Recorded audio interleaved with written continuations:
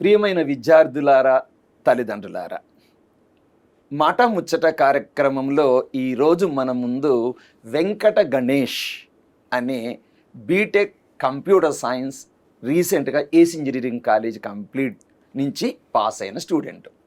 ఏంటి ఇతని ప్రత్యేకత అంటే 2 days బ్యాక్ అనౌన్స్మెంట్ అయిన ఫ్యూచర్ ప్రూఫ్ ఏఐ అనే కంపెనీలో 9.5 lakh ప్యాకేజ్ సాధించాడు. ఒక సామాన్య మధ్యతరగతి కుటుంబం నుంచి వచ్చిన వెంకట గణేష్ తన సక్సెస్ సీక్రెట్స్ని ఎలా కష్టపడ్డాడో తెలుసుకుంటే కనీసం ఒక్కరికన్నా ప్రేరణగా నిలుస్తుందనే సద్దేశంతో ఈ వీడియో చేస్తున్నాం. Congratulations Venkata Ganesh. Thank you sir. నీ గురించి చెప్పమ్మా. Sir, myself Venkata Ganesh.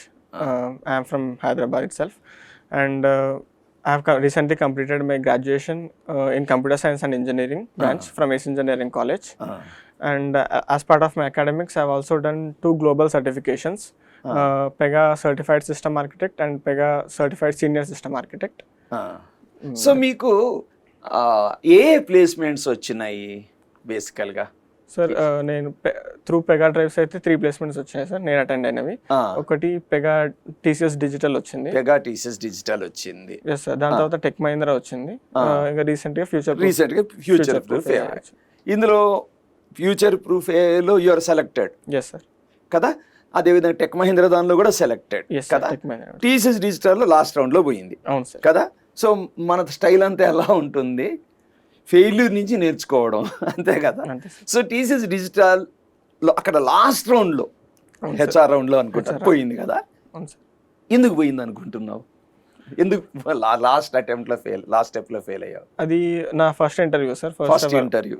అవును సార్, ఫస్ట్ ఇంటర్వ్యూ కాబట్టి టెక్నికల్ క్వశ్చన్స్లో కొన్ని ఆన్సర్ చేయలేకపోయా. అంటే ఎందుకు అంటే పెగా అప్పుడే రీసెంట్ గా సర్టిఫికేషన్ అయిపోయింది. ఆల్మోస్ట్ విత్ ఇన్ 2-3 days లో ఇది జరిగింది. సో ప్రిపరేషన్ సరిపోలే. ఇంకా పెగా సర్టిఫికేషన్ లో కొన్ని కాన్సెప్ట్స్ కూడా ఇంకా కవర్ కాలే కానీ అది ముందుగా వచ్చేసి. అవును సార్. రేపు ఇంటర్వ్యూ ఉంది అనగా ఈ రోజు నైట్ మెయిల్ వచ్చింది సార్, రేపు మార్నింగ్ ఇంటర్వ్యూ ఉంటుంది. అట్లా నీకు సఫిషియెంట్ టైం లేకపోయింది.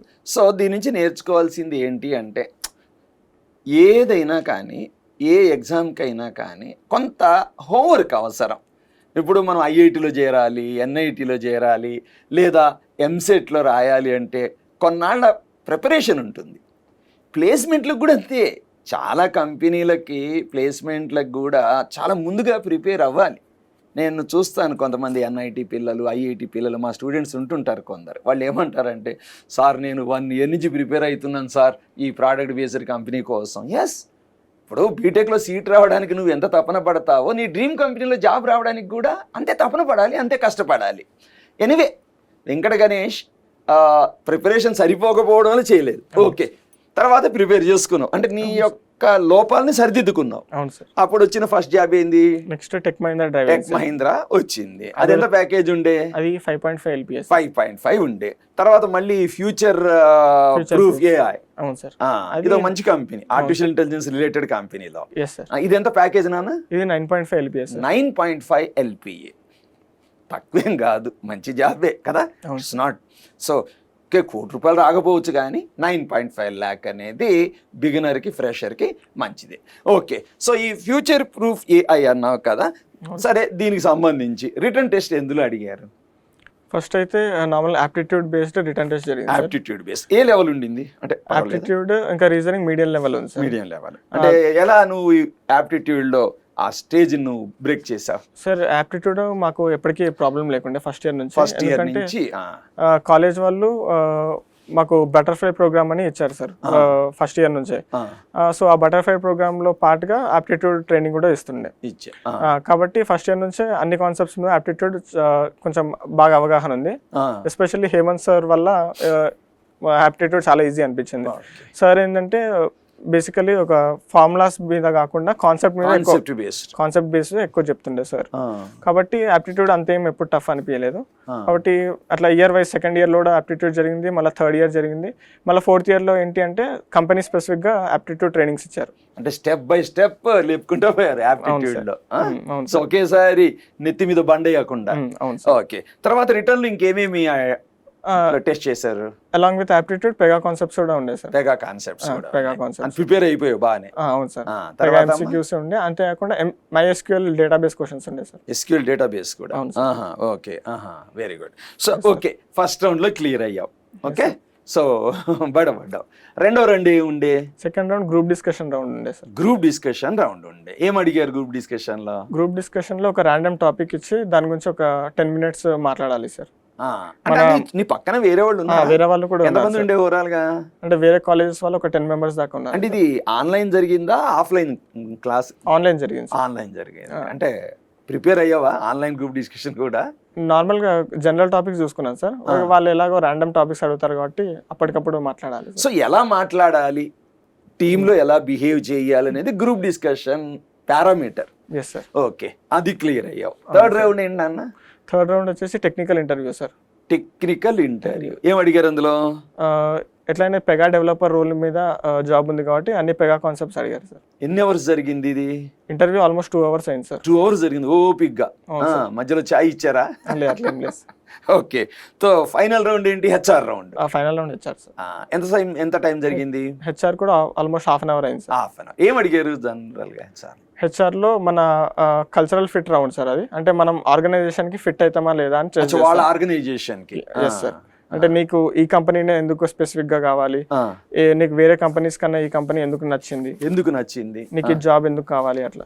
Okay, so they are satisfied. 1/2 hour చేశారు. Yes sir. ఎక్కడైనా టీచ్ చేశారా? అంటే ఇబ్బంది పెట్టాలని ప్రయత్నం చేశారా? అవును సార్. వాళ్ళు ఎలా అడుగుతారంటే క్వశ్చన్ స్ట్రిక్ట్ గా అడుగుతారు సార్. మనం ఒకవేళ మనకు ఆన్సర్ తెలియకపోయినా అంతేం టెన్స్ కాకుండా చెప్పాలి డైరెక్ట్ గా, ఓపెన్ గా నాకు ఇది తెలియదు సార్. ఫ్రెండ్లీగా ఉంటారు. అంటే ఒక క్వశ్చన్ అడిగినా ట్రిక్కీగా ఉంటాయి క్వశ్చన్స్. ఆన్సర్ రాలేదు అనుకోండి, ఒక క్లూ ఇస్తారు, రాకపోయినా పెద్ద ఏం లేదు. So they are very cordial and friendly. Okay, so ఇది ఒక ఎత్తు. సో నీకు బీటెక్ ఫస్ట్ ఇయర్ చేరిన కాడి నుంచి నీకు ట్రైనింగ్స్ ఎలా అయినాయి సార్? బీటెక్ ఫస్ట్ ఇయర్లో వచ్చేసి ఏస్ ఇంజనీరింగ్ కాలేజ్ వాళ్ళు బటర్ఫ్లై ప్రోగ్రామ్ అని అప్పుడే ఇంట్రడ్యూస్ చేశారు సార్. నేను వచ్చినది ఫస్ట్ అటానమస్ బ్యాచ్ కాబట్టి అటానమస్ బ్యాచ్తో పాటు బటర్ఫ్లై ప్రోగ్రామ్ ఇంట్రడ్యూస్ చేశారు. As part of the programme aptitude trainings అవి ఇచ్చారు. అంతేకాకుండా పైథాన్ మీద మాకు ప్రోగ్రామింగ్ నేర్పించారు సార్. యూనస్ సార్ అని చాలా బాగా చెప్పారు కాబట్టి ఆ ట్రైనింగ్స్ అయ్యాయి సార్. ఇంకా సెకండ్ ఇయర్కి వచ్చేసరికి ట్రెండింగ్ టెక్నాలజీస్ మీద స్టూడెంట్స్కి నాలెడ్జ్ ఇవ్వాలని చెప్పి ఒక సపరేట్ డిపార్ట్మెంట్ ఉంది సార్ కాలేజ్లో, విహాన్ అని. ఏస్ విహాన్ అని. వాళ్ళు ఏంటంటే ట్రెండింగ్ టెక్నాలజీస్ మీద మనకు నాలెడ్జ్ ఇస్తారు, అంతేకాకుండా ప్రాజెక్ట్స్ కూడా చేపిస్తారు.